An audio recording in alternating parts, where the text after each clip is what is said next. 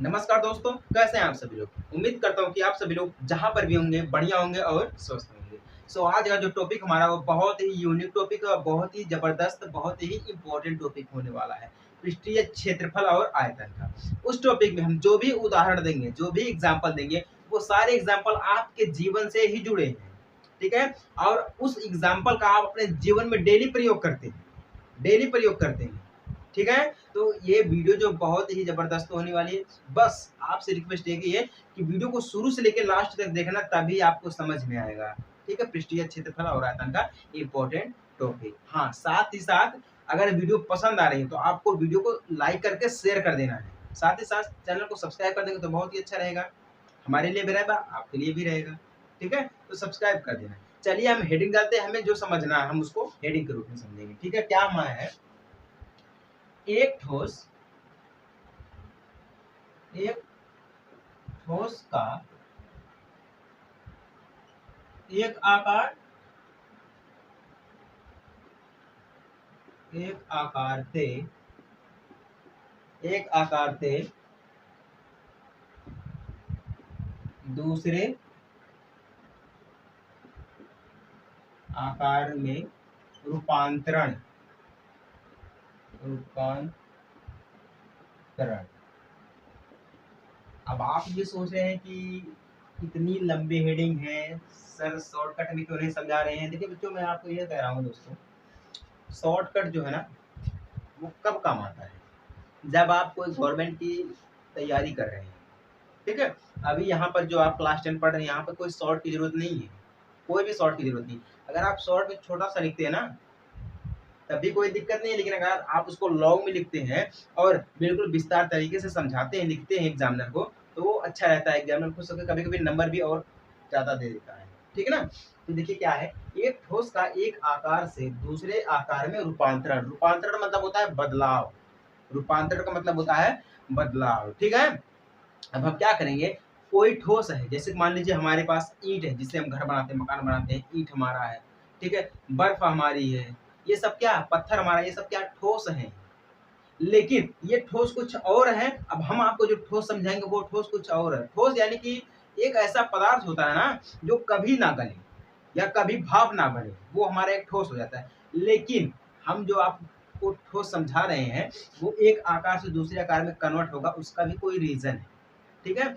वो ऐसा ठोस है जो द्रव में भी कन्वर्ट हो सकता है और ठोस में भी कन्वर्ट हो सकता है, गैस में भी कन्वर्ट हो सकता है, ठीक है ना। वो ऐसा है जो आपके अपने जीवन में बहुत प्रयोग करते हैं। चलिए मान लेते हैं हमारे पास एक मोमबत्ती है। मोमबत्ती मोमबत्ती जैसे मान लीजिए आप अपने जीवन में बहुत प्रयोग करते हैं। मोमबत्ती का प्रयोग आप अपने जीवन में बहुत बार किए हैं। खास करके हम इसका प्रयोग कब करते हैं, दीपावली के समय हम इसका ज्यादा प्रयोग करते हैं मोमबत्ती का, ठीक है ना। मोमबत्ती एक ऐसा ठोस है, एक ऐसा पदार्थ है जो द्रव में भी कन्वर्ट हो सकता है, ठोस में भी कन्वर्ट हो सकता है, गैस में भी कन्वर्ट हो सकता है। अब आप ये पूछेंगे कैसे, अभी हम आपको समझाते हैं। देखिए ये एक मान लीजिए मोमबत्ती है, कैंडल है, मोमबत्ती जिसे हम बोलते हैं कैंडल, ठीक है। ये मान लीजिए कैंडल हमारा है, हमारे पास है, ठीक है। अब ये कैंडल किस किस आयतन का है, ये किस प्रकार का है, ये हमारा बेलनाकार का है। ये जो हमारा मार्कर, ये मार्कर लेके हम इसको कैंडल मान रहे हैं। ये जो कैंडल हमारा है ये बेलनाकार है, ठीक है ना, बेलन के आकार का है। अब हम इसको क्या करते हैं, पिघला देते हैं। पिघलाएंगे तो हमारे किस में हो जाएगा, द्रव में हो जाएगा। किस में हो जाएगा, द्रव में हो जाएगा। जब वो हमारा द्रव में हो जाएगा तो आप स्वाभाविक है, जब वो द्रव में होगा तो उससे कुछ भाप जब निकलेंगी, भाप जब निकलेंगी तो वो भी गैस के रूप में ही निकलेंगी, भाप ही निकलेगी, तो वो हमारी गैस के रूप में चली जाएगी, ठीक है। ये कैंडल जो हमारा है ये द्रव भी है, ठोस भी है और गैस भी है। अब हम इसको जानेंगे कैसे, कि हम मान लीजिए ये कैंडल है, हम इसको दूसरे आकार में कन्वर्ट करेंगे, कैसे कन्वर्ट करेंगे, इसके लिए भी कुछ आपको हम समझाएंगे। ध्यान दीजिएगा, ये एक हैंड है, मेरा हैंड है, मेरा हाथ है। आप अपना हाथ भी एग्जाम्पल के तौर पे ले सकते हैं। तो मान लीजिए हमारा एक हाथ है, ठीक है। अब हमें इस मोमबत्ती को अपने हाथ के रूप में कन्वर्ट करना है। हो जाएगा कन्वर्ट, चलिए करके देखते हैं। देखिए इस मोमबत्ती को हम पहले पिघलाएंगे, ठीक है। इस मोमबत्ती को हम पहले पिघलाएंगे। अब ये जो मेरा हाथ है, हम इस हाथ को एक सांचे के ऊपर रख के अपना हैंड पूरा रख देंगे, ठीक है। तो इस हाथ का क्या बन जाएगा, सांचा बन जाएगा, ठीक है, सांचा। जब इस हाथ का सांचा बन जाएगा, ये कैंडल को हम पिघला दिए हैं, अब इस कैंडल को हम इस सांचे में डालेंगे। जब हम इस सांचे में डालेंगे तो ये फिर से क्या हो जाएगा, जब ये जम जाएगा, ठोस हो जाएगा, तो हमारे हाथ का हो जाएगा, हमारे हाथ के आकार का हो जाएगा, ठीक ना। तो अभी हमारा क्या होगा, यहाँ से कैंडल खत्म, अब ये जो हमारा हाथ है ये पूरी तरह से कैंडल बन गया। मतलब ये जो हमारे हाथ है, इस हाथ का सांचे में जब हम कैंडल को डालेंगे, द्रव कैंडल को, तो हमारा क्या हो जाएगा, इस प्रकार से जम जाएगा, ठोस हो जाएगा, ठीक है ना। तो हमारा क्या हो गया, एक आकार से हम दूसरे आकार में हम कन्वर्ट कर दिए किसको, ठोस। समझ में आ गया। अब जैसे एग्जांपल के तौर पे मान लीजिए बर्फ, बर्फ होती है ना, बर्फ पहले द्रव होती है, क्या है, बर्फ जो हमारी पानी है, द्रव है। अब हम उस बर्फ को अगर फ्रीजर में रखेंगे तो वो क्या हो जाएगी, जम जाएगी, एक ठोस के रूप में कन्वर्ट हो जाएगी। अगर फिर से हम उसको पिघलाएंगे, आगे के नजदीक लेके जाएंगे, तो हमारी क्या हो जाएगी, फिर से द्रव हो जाएगी, पानी हो जाएगी, फिर से द्रव हो जाएगी, ठीक ना। तो बर्फ भी हमारा एक प्रकार से क्या है, एक ऐसा द्रव है जो द्रव में भी कन्वर्ट हो सकता है, ठोस में भी कन्वर्ट हो सकता है, तत्व है। उसी प्रकार से मोमबत्ती भी हमारी एक तत्व ऐसी है कि जो ठोस में भी कन्वर्ट हो सकती है और द्रव में भी, गैस में भी कन्वर्ट हो सकती है, ठीक है ना। समझ में आ गया ना। चलिए ठीक है। चलिए, उम्मीद है कि अगर आपको जरूर समझ में आया, अगर समझ में नहीं आया तो कोई बात नहीं है, कमेंट कर देना, हम आपको फिर से समझाएंगे, ठीक है। मुझे तो लगता है कि इतना कोई गड़बड़ मैं नहीं समझा रहा हूँ आपको, इतनी अच्छी तरीके से समझा रहा हूँ ताकि आपको जरूर समझ में आएगा। बहुत ही शुद्ध भाषा में, बहुत ही आसान भाषा में हम आपको समझा रहे हैं। इससे जुड़े हम आपको कुछ एग्जाम्पल्स भी दे रहे हैं जो बोर्ड एग्जाम पे आपको दिखेंगे और समझना है आपको सिर्फ, ठीक है। चलिए हम देखते हैं पहला उदाहरण क्या है दिया है। मॉडल बनाने वाली मिट्टी से ऊंचाई 24 सेंटीमीटर और आधार त्रिज्या 6 सेंटीमीटर वाला एक शंख बनाया गया, ठीक है। एक बच्चे ने इसे गोले के आकार में बदल दिया। अब गोले की त्रिज्या ज्ञात कीजिए, ये बोल रहा। देखिए, हम आपको ये समझाना चाह रहे हैं कि अगर ये जो कैंडल है, अगर हम इसको अपने हाथ के रूप में कन्वर्ट कर दे रहे हैं, तो क्या इस कैंडल का आयतन और ये मेरे हैंड का आयतन, यानी कि हाथ का आयतन, क्या ये बराबर होगा, सेम होगा। कहने का मतलब हमारा ये है, ठीक है। तो इसी के ऊपर ये क्वेश्चन है। अब चलिए हम इसको समझते हैं बिल्कुल विस्तार तरीके से। तो सबसे पहले हम क्या करेंगे, क्वेश्चन को समझेंगे। अगर क्वेश्चन समझ में आ गया तो आपने 25% कर दिया। अगर क्वेश्चन में कहीं पर अगर आपको समझ में आ रहा है कि ग्राफ बनाने की जरूरत है, अगर आपने ग्राफ बना दिया है, तो आप ये समझिए कि आपने 50 नहीं 75% हल कर दिया, बस 25% की बात है। चलिए हम स्टार्ट करते हैं। अब आंसर में देखते हैं। आंसर देखिए, मॉडल बनाने वाली मिट्टी से ऊंचाई कितनी है, 24 सेंटीमीटर। कितनी है, 24 सेंटीमीटर है। और आधार त्रिज्या कितना है, 6 सेंटीमीटर वाला एक शंख बनाया। क्या बनाया है, एक शंख बनाया। तो हम सबसे पहले देखते हैं, क्या हम यहाँ पे देखना, शंख का आयतन हम देखेंगे। किसका देखेंगे, शंख का हम आयतन देखेंगे, क्योंकि यहाँ पे बनाया गया, शंख बनाया गया, ठीक है। तो क्या करेंगे, यहाँ पे शंख का आयतन। अब इसके लिए हम फॉर्मूला क्या लगाते हैं, 1/3।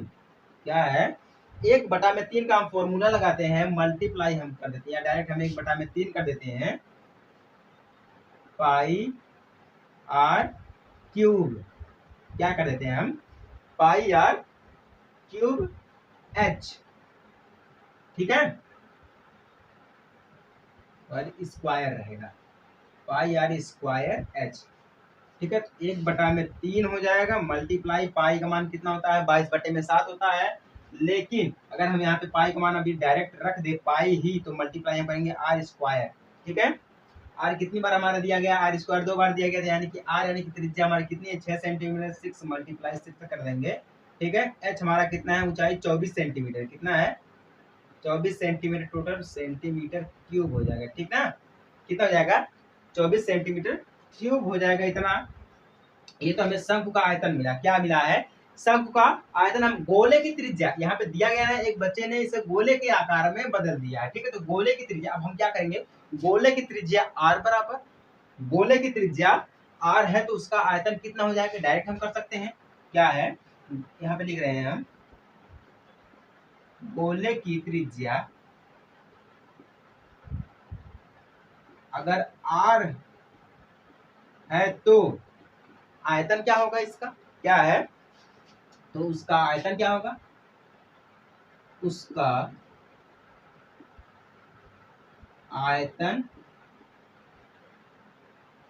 क्या होगा, या हम लिख दे आयतन बराबर, आयतन बराबर हम क्या लिख सकते हैं, 4/3 पाई आर क्यूब। क्या है, पाई आर क्यूब है। ये देखिए क्या है, देखिए बहुत ही सिंपल तरीके से हम आपको समझाएंगे, जरा ध्यान से समझना। यहाँ तक हम आपको बहुत अच्छी तरीके से समझाएंगे। देखिए हम क्या करेंगे, शंकु बनाया गया है तो शंकु कंफर्म हो रहा है, तो हम शंकु का आयतन निकालेंगे। शंकु के आयतन के लिए फॉर्मूला हमारा लगता है क्या है, 1/3 पाई आर स्क्वायर एच। ठीक है, अब देखिए 1/3 कर देते हैं, मल्टीप्लाई पाई कर देते हैं, क्योंकि यहाँ पे पाई का मान कुछ भी नहीं दिया गया है। पाई का मान कुछ भी नहीं दिया गया, तो हम अपने से मानेंगे क्या, हमारा पाई का मान 22/7। क्या मानेंगे, पाई का मान 22/7 मानेंगे। अब आर स्क्वायर, आर यानी कि त्रिज्या हमारी कितनी दी गई, 6 दी गई, तो हमारा 6 × 6 हो जाएगा। मल्टीप्लाई एच यानी कि हमारी ऊंचाई कितनी दी गई, हाइट हमारी कितनी है, 24 सेंटीमीटर। कितना है, 24 सेंटीमीटर है, तो हमारा कितना हो जाएगा, 24 सेंटीमीटर क्यूब हो जाएगा। अब यहाँ पे देखिए बोला है, एक बच्चे ने इसे गोले के आकार में बदल दिया। गोले के आकार में जब बदला है तो गोले की त्रिज्या ज्ञात कीजिए। तो गोले की त्रिज्या आर है, तो उसका आयतन कितना होगा, तो उसका आयतन कितना होगा, तो आयतन निकालने के लिए हम इस फॉर्मूले का प्रयोग करेंगे। फॉर्मूला क्या है, 4/3 पाई आर क्यूब। क्या है, पाई आर क्यूब हमारा दिया गया है। अब चलिए इसी के आधार पे हम और चीज ज्ञात करते हैं।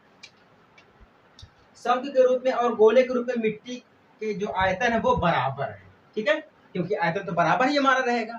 भले ही सही, अगर हम मान लीजिए अगर इस 5 उंगलियों को अगर हम इस 5 उंगली में कन्वर्ट कर देंगे तो आयतन तो हमारा सेम ही रहेगा, सब कुछ हमारा सेम ही रहेगा, है कि नहीं है। तो उसी प्रकार से है, अब शंकु का और गोले की त्रिज्या का आयतन जो है वो बराबर हमारा। ठीक है, जब बराबर है तो हम डायरेक्ट यहाँ पे कर सकते हैं 4/3, ये चीज 4/3 पाई आर मल्टीप्लाई डायरेक्ट कर देते हैं हम, पाई मल्टीप्लाई आर क्यूब कर देते हैं, डायरेक्ट ऐसे कर देते हैं, आर क्यूब कर देते हैं। ठीक है, इक्वल टू में हम कर देते हैं, क्योंकि बराबर में है तो हम बराबर में करेंगे 1/3 कर देंगे, डायरेक्ट क्या कर देंगे 1/3 मल्टीप्लाई, ये चीज हम करेंगे multiply pi multiply 6 multiply 6 multiply 24, क्या कर देंगे हम यहाँ पे 24 कर देंगे। पाई से पाई देखिए हमारा कैंसिल हो जाएगा, यहाँ पे डायरेक्टली पाई से पाई हमारा हो जाएगा कैंसिल, तो हम यहाँ पे दिख रहा है ना, तो हम यहाँ पे लिख सकते हैं आर क्यूब।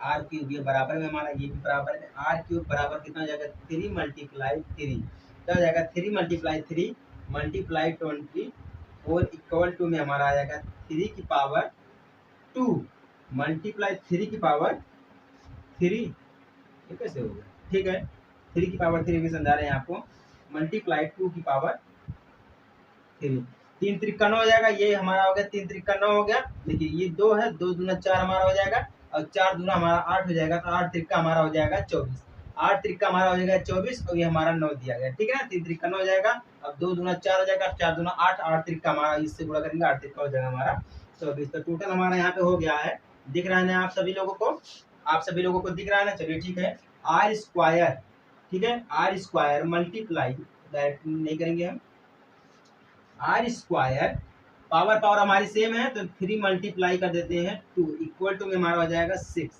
आंसर आ गया। ठीक है, ध्यान दीजिएगा, समझ में आ रहा है कि नहीं आप सभी लोगों को, नहीं समझ में आया, चलिए हम आपको फिर से एक बार समझा देते हैं, बिल्कुल विस्तार तरीके आपको आप समझाएंगे, कहीं आपको घबराने की जरूरत नहीं है, बस आप ध्यान से समझना। ठीक है, हमने क्या किया है यहाँ पर है, पहले हमने शंकु का आयतन निकाल लिया है इस फॉर्मूले, इस सूत्र के आधार पर। ठीक है, अब गोले की त्रिज्या अगर आर है तो उसका आयतन हमने इतना निकाल लिया है, इसका सूत्र ही हमें मिल गया। ठीक है ना, अब हम क्या करेंगे, देखिए शंकु का आयतन जो शंकु के रूप में है उसका आयतन, और गोले की जो त्रिज्या के रूप में है उसका आयतन, क्या दोनों सेम है। वैसे हम आपको समझाएं, अगर ये उंगली है, अगर ये 5 उंगली है, अब ये 5 उंगली है, ठीक है 5 उंगली दोनों बराबर दिख रही है, मैं इसको जेब में डाल देता हूँ, 5 उंगली दोनों हमारी बराबर दिख रही है। ठीक है ना, अगर हम क्या करेंगे जब ऐसे जोड़ेंगे तब भी हमारा बराबर जाएगा। उंगली को देखिए जैसे हम आपको नमस्ते करते हैं तो उसी प्रकार से देखिए ये उंगली हमारी सेम बिल्कुल बराबर है, ऐसे जोड़ेंगे तभी तो हमारा हाथ जुड़ेगा, तभी तो हम नमस्ते कर पाएंगे आपसे, अन्यथा नहीं कर पाएंगे। अगर ये बराबर है तो ये भी हमारा बराबर, यानी कि बराबर हमारे ये दोनों हाथ जो हमारे बराबर है, तो उसी प्रकार से ये भी है, इनका सेम बराबर है, यानी कि शंकु का आयतन भी और गोले की त्रिज्या का आयतन भी हमारा दोनों सेम, मतलब क्या करेंगे बराबर कर देंगे। तो हम सबसे पहले ये लिखेंगे गोले की त्रिज्या का आयतन यानी 4/3 multiply pi multiply r cube equal to 1/3, ये हमारा हो गया शंकु का आयतन, 1/3 मल्टीप्लाई 6 मल्टीप्लाई पाई मल्टीप्लाई 6 मल्टीप्लाई 6 मल्टीप्लाई 24, ठीक है। अब देखिए पाई से पाई हमारा हो गया डायरेक्टली कैंसिल, ठीक है। अब हमारे पास क्या बचा, आर तो दिया नहीं गया है, तो आर क्यूब है तो हम आर क्यूब को कर लेंगे, ठीक है। अब यहाँ पे देखिए हम 3 मल्टीप्लाई 3 कर देते हैं, यहाँ पे देखिए 3 मल्टीप्लाई 3 मल्टीप्लाई 24, अब 3 3 का 9, अगर हम ऐसे गुणा करेंगे तब भी आ जाएगा 3 3 का 9, अगर 3 की पावर हम 3 कर देते हैं तो भी हमारा 3 3 का 9 आ जाएगा, ठीक है। और 24 हमारा दिया गया है, तो अगर हम यहाँ पे कर देते हैं 2 की पावर 3 तो हमारा क्या हो जाएगा, 2 दूना 4 दूना 8, अब 8 का गुणा हम इसमें करेंगे तो 8 3 का हमारा हो जाएगा 24, ठीक है। तो हम डायरेक्टली कर सकते हैं पावर पावर हमारी सेम हो गई पावर पावर, तो हम कर सकते हैं r equal to 3 multiply 2 equal 6, यानी कि गोले की त्रिज्या कितनी आ जाएगी, 6 आ जाएगी, क्योंकि ये बराबर है, यानी कि जितना हमारा शंकु का त्रिज्या रहेगा उतना ही हमारा गोले का त्रिज्या रहेगा। समझ में आ गया, बहुत ही सिंपल है, कुछ करने की जरूरत नहीं। जैसे कि हम आपको शुरुआत में ही बता दिए थे कि ये मोमबत्ती है, तो इस मोमबत्ती को अगर हम अपने हाथ के रूप में कन्वर्ट करेंगे, अपने हाथ का सांचा बना के इसमें डालेंगे, तब भी हमारा ठोस बनेगा, आयतन सेम ही रहेगा, ठीक है, बदलेगा नहीं आयतन। कभी कभी ऐसा होता है कि बदल जाता है, बट इसमें जो आयतन अभी बदलेगा नहीं, ठीक है। ये समझ में आ गया आप सभी लोगों को, अगर ये समझ में आ गया है तो आप ये समझ आए कि आपको ठोस समझने में कोई दिक्कत नहीं होगी, ठीक है। तो समझ में आ गया तो चैनल को सब्सक्राइब कर देना, अगर नहीं समझ में आया है तो कमेंट करके फिर भी सब्सक्राइब कर देना। मिलते हैं आपसे अगले वीडियो में, नेक्स्ट वीडियो में छोटे से ब्रेक के बाद, तब तक के लिए जय हिंद, वंदे मातरम।